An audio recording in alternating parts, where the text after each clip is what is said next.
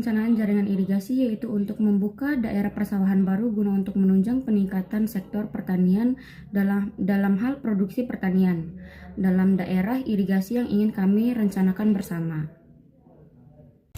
Baik, di sini saya akan menjelaskan terkait analisa hidrologi. Di mana dalam analisa hidrologi ini terdapat berbagai cakupan. Yang pertama itu data hujan. Di mana data hujan yang dianalisa adalah data hujan 1 dari stasiun A sampai stasiun C. Analisa ini menggunakan data 10 tahun, terakhir yaitu tahun 1 sampai tahun 10. Dan yang kedua yaitu uji konsistensi data. Pengujian data curah hujan pada penelitian ini menggunakan metode RAPS, Rescaled Adjective Portal Sum. Analisa ujian konsistensi data hujan dengan metode RAPS pada pada stasiun A tahun 1 adalah sebagai berikut. Yang pertama itu curah hujan tahun 1 atau Y1 dengan nilai 4163. Yang kedua, jumlah data hujan dengan nilai 10. Dan yang ketiga, nilai rata-rata keseluruhan dengan nilai 2791,40. Yang keempat, nilai statistik SK bintang 1, yang dimana rumusnya yaitu curah hujan tahun 1 dikurangi nilai rata-rata keseluruhan, yaitu 4161 dikurangi 2791,40 dan mendapatkan nilai 1371,60. Yang kelima itu nilai statistik DY bintang 1 dengan rumus mencari DY bintang 1 yaitu curah hujan tahun 1 dikurangi nilai rata-rata keseluruhan hujan dibagi dengan N/2, yang dimana nilai curah hujan tahun 1 yaitu 4161 dikurangi dengan nilai rata-rata keseluruhan hujan yaitu 2791,40 dibagi N, yaitu dimana N itu adalah jumlah data hujan keseluruhan yaitu 10 tahun dan didapatkan nilai 810,12. 6 yaitu nilai statistik SK bintang 2, yang dimana rumusnya itu SK bintang 1 per DY, yang dimana nilai SK bintang 1 itu 1371,60 dibagi 810 per 12, yang dimana didapatkan hasil 1,69. Yang ketujuh yaitu harga mutlak SK bintang 2 sama dengan 1,69. Hitungan untuk tahun selanjutnya itu ditampilkan atau disajikan pada tabel 4.1, 4.2, dan 4.3 berdasarkan hasil analisa konsistensi data hujan dengan metode RAPS pada stasiun A, stasiun B, dan stasiun C tahun ke-1 sampai tahun ke-10. Dan untuk data hujan stasiun A, B, C dari tahun 1 sampai 10 dapat dilihat pada tabel berikut.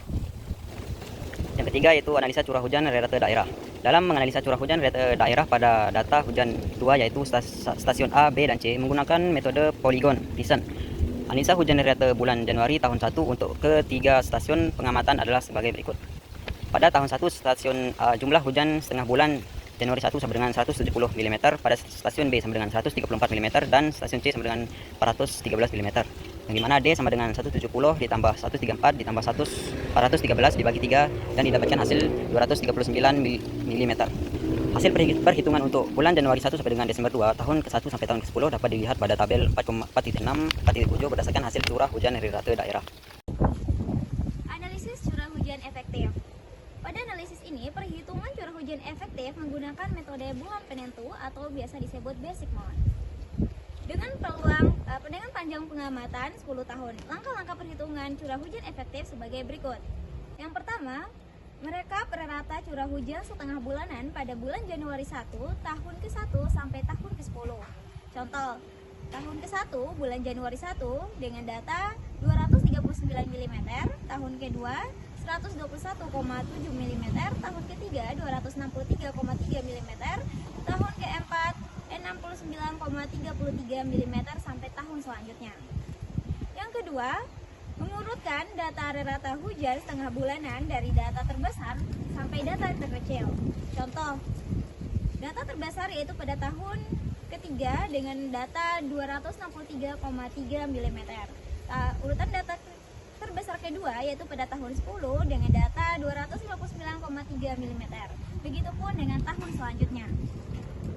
Perhitungan probabilitas hujan efektif dengan rumus P sama dengan M per N ditambah 1 dikali dengan 100%. Contohnya, P sama dengan 1 dibagi 10 ditambah 1 dikali 100% sama dengan 9,091%. Hasil perhitungan untuk bulan Januari 1 sampai dengan Desember 2 dapat dilihat pada tabel berikutnya. Dari perhitungan probabilitas hujan efektif di atas, nilai probabilitas R50 terletak di antara nilai probabilitas 45,455% dan 54,545%. Dan nilai probabilitas R80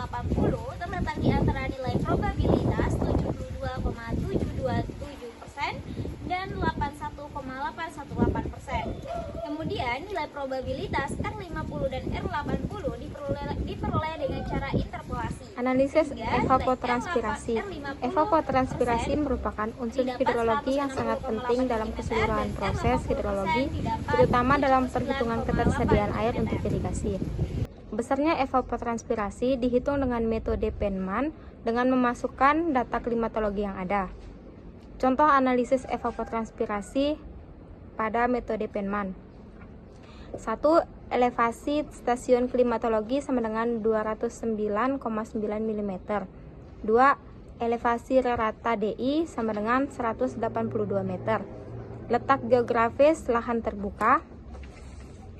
ET0 sama dengan B dikali H1 min H0 ditambah 1 min A kali EA sama dengan 2,91 mm per hari. Untuk nilai B sama dengan D dibagi D plus G sama dengan 0,75. Untuk mencari nilai D sama dengan 1,956. Untuk nilai G-nya sama dengan 0,65 dikali P sama dengan 0,00066 dikali 992,07 sama dengan 0,65. Untuk nilai P-nya sama dengan 1013 dikurangi 0,115 dikali Y sama dengan 992,07. Untuk nilai Y-nya 128 meter. Nilai H1-nya sama dengan 1 dikurangi R dikali RA dalam kurung A1 ditambah A2 dikali Z sama dengan 5,06 mm per hari. Untuk nilai R-nya sama dengan 0,20. Untuk nilai RA-nya sama dengan 16,20 mm per hari. Untuk nilai A1 sampai A9 sama dengan 0,24 sampai 0,01. Untuk nilai Z-nya 0,37%. Untuk nilai H0 sama dengan tegangan TA4 dikali A3 dikurangi A4 dikali ED setengah dikali 0,5 ditambah A6 dikali Z sama dengan 1,02 mm per hari. Untuk tegangan TA4 sama dengan 16,04. Untuk nilai ED-nya sama dengan 28,57. Untuk nilai H-nya sama dengan 0,86%. Untuk nilai EA-nya sama dengan 33,05. Untuk nilai EA-nya sama dengan 0,43. Untuk nilai U sama dengan 156 km per hari. Dan untuk nilai ET0 bulanannya sama dengan ET0 dikali jumlah hari sama dengan 43,72 mm per bulan. Perhitungan kebutuhan tanaman air padi pada musim tanam 1 pada bulan Oktober 1. Evapotranspirasi atau ETO membutuhkan 3,510 mm per hari. Evapotranspirasi bebas atau EO membutuhkan 3,861 mm per hari. Untuk perkolasi membutuhkan 2,00 mm per hari. Kebutuhan air pengganti atau M membutuhkan 5,861 mm per hari. Untuk K sama dengan 0,586 mm per hari. Kebutuhan air penyiapan lahan IR membutuhkan 13,216 mm per hari. Untuk curah hujan 80% dibutuhkan 0,000 mm per hari. Untuk curah hujan 50% dibutuhkan 48,000 mm per hari. Untuk curah hujan efektif padi dibutuhkan sekitar 0,00 mm per hari. Dan untuk curah hujan efektif palawija atau RE dibutuhkan 2,240 mm per hari. Untuk penggunaan konsumtif ETC pada padi dibutuhkan yaitu 13,216 mm per hari. Untuk NFR padi yaitu 13,216 mm per hari. Untuk kebutuhan air di sawah pada padi yaitu 1,530 LT per DT per HA atau NFR total sama dengan 1,530 LT per DT per HA. Untuk kebutuhan air di intake DR pada padi yaitu 2,353. Untuk kebutuhan air di intake total yaitu 2,353. Assalamualaikum warahmatullahi wabarakatuh. Nama saya Tia Rahmawati. Saya di sini akan menjelaskan tentang analisa debit andalan, khususnya perhitungan debit andalan pada bulan Januari periode 1. Apa sih debit andalan itu? Debit andalan merupakan debit minimum yang dapat diandalkan untuk memenuhi kebutuhan air irigasi dalam suatu daerah layanan. Analisis debit andalan sangat penting karena menjadi dasar dalam perencanaan kapasitas saluran irigasi agar kebutuhan air pertanian dapat terpenuhi secara berkelanjutan. Data-data dan parameter perhitungan dalam analisa debit andalan bulan Januari 1 ini digunakan beberapa parameter sebagai berikut. K atau koefisien aliran sebesar 0,278 sesuai ketentuan. C. Koefisien limpasan sebesar 0,8 berdasarkan karakteristik daerah tangkapan. I. Curah hujan andalan sebesar 79,80 mm per hari yang diperoleh dari data curah hujan stasiun setempat. A. Luas daerah tangkapan sebesar 1,09 km pangkat 2. Rumus yang dapat digunakan dalam debit aliran andalan adalah Q sama dengan K kali C kali I kali A, di mana Q adalah debit andalan meter pangkat 3 per detik, K adalah koefisien konversi, C adalah koefisien limpasan, I adalah intensitas hujan, A adalah luas daerah tangkapan.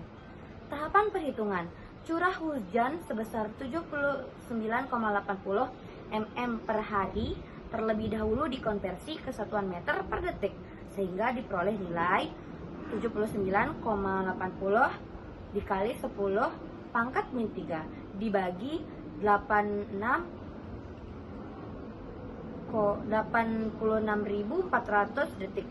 Selanjutnya, nilai tersebut dikalikan dengan koefisien K, koefisien C, serta luas daerah tangkapan yang telah dikonversi ke meter persegi. Hasil perhitungan yang dilakukan diperoleh debit andalan pada bulan Januari periode 1 sebesar 0,22 meter pangkat 3 per detik atau setara dengan 220 liter per detik. Nilai debit ini ditunjukkan ketersediaan air yang dapat diandalkan untuk menunjang kebutuhan irigasi pada periode tersebut. Sementara itu, hasil perhitungan debit andalan untuk bulan Januari periode 2 hingga Desember periode 2 dapat dilihat secara lengkap pada tabel 4.33. Sekian, terima kasih. Selanjutnya, saya akan menentukan jaringan irigasi pada prosedur pembuatan skema. Kita akan menentukan ukuran petak sawah masing-masing. Yang ukuran petak sawahnya ini kita sudah tentukan, di mana petak sawah tersier itu terdapat nilai dari 10 sampai 55 hektar. Selanjutnya, kita juga akan menentukan debitnya, di mana Q itu merupakan debit rencananya. Nilai debit itu berbanding lurus dengan nilai luasan, yang di mana terdapat rumus Q sama dengan V kali A. Oleh karena itu, luasan pada peta itu tidak akan berbeda jauh nilainya dengan Q atau debit rencananya. Misalkan pada petak 1 kita menggunakan luasan 14 hektar. Maka debit rencana yang kita gunakan itu 36 liter per detik. Selanjutnya pada petak ketiga, kita menggunakan luasan 19 hektar. Untuk debitnya 41 liter per detik. Semakin luas petak sawah, maka nilai debitnya juga akan semakin besar. Demikian pula apabila petak tersebut semakin kecil, maka nilainya juga akan semakin kecil seperti yang dapat kita lihat pada layout kita yang tadi. Sekian penjelasan saya mengenai skema perencanaan jaringan irigasi pada tugas wajib perencanaan jaringan irigasi Keruak ini. Apabila terdapat kesalahan, mohon dimaklumi. Sekian, wassalamualaikum warahmatullahi wabarakatuh. Baiklah, di sini saya Tia Sabitahaya akan menjelaskan salah satu perencanaan jaringan irigasi yang meliputi layout perencanaan jaringan irigasi dan skema perencanaan jaringan irigasi di Desa Keruak, Kabupaten Lombok Timur. Tetapi di sini saya hanya menjelaskan layout perencanaan jaringan irigasinya saja dan akan dilanjutkan oleh rekan saya Umam Humaili mengenai skema perencanaan jaringan irigasi di Desa Keruak, Kabupaten Lombok Timur. Nah, semua perencanaan ini didasari pada aturan-aturan yang ada berdasarkan KP 01 yang telah dikeluarkan oleh Kementerian Pekerjaan Umum dan Perumahan Rakyat. Nah, selanjutnya dapat dilihat pada layar layout perencanaan jaringan irigasi Desa Keruak.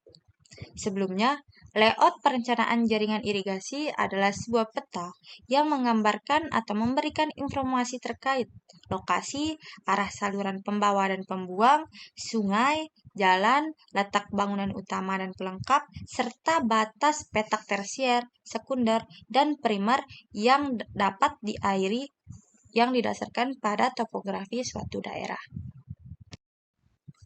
Dalam merencanakan layout perencanaan jaringan irigasi, hal pertama yang harus dilakukan adalah kita harus melihat peta dari elevasi tanah. Nah, jika kita lihat dan perhatikan, elevasi tanah tertinggi adalah 252 dan elevasi tanah terendah adalah 77. Sehingga setelah melakukan pertimbangan gravitasi dan pengoptimalan penggunaan lahan, direncanakan bahwa bangunan bendung akan dibangun pada elevasi 217 dan elevasi sawah tertinggi adalah 182. Yang kedua, kita akan menggambar peta layout jaringan irigasi, di mana dalam menggambar ini, perencanaan ini itu didasari pada peraturan tata warna berdasarkan buku KP 01 yang dapat diakses di link Google Drive materi perkuliahan, di mana jalan itu berwarna coklat, bangunan pelengkap dan utama itu berwarna merah, saluran irigasi itu berwarna biru, dan daerah yang tidak terairi itu berwarna kuning. Baiklah, selanjutnya ini adalah peta gambar dari layout jaringan irigasi di Desa Keruak yang telah kami buat. Jika dilihat dari layout yang telah kami buat ini, kita mempunyai satu saluran primer yang membawa air dari bendung. Yang ini yang dinamakan dengan RSPK, yang dimana kepanjangannya adalah Ruas Saluran Primer Keruak. Nah, lalu dilanjutkan oleh saluran sekunder yang membawa air dari primer, yang dimana banyaknya saluran sekunder itu ada 9, yang dimana salah satunya yaitu RSSK 1, yang dimana ruas saluran sekunder Keruak 1.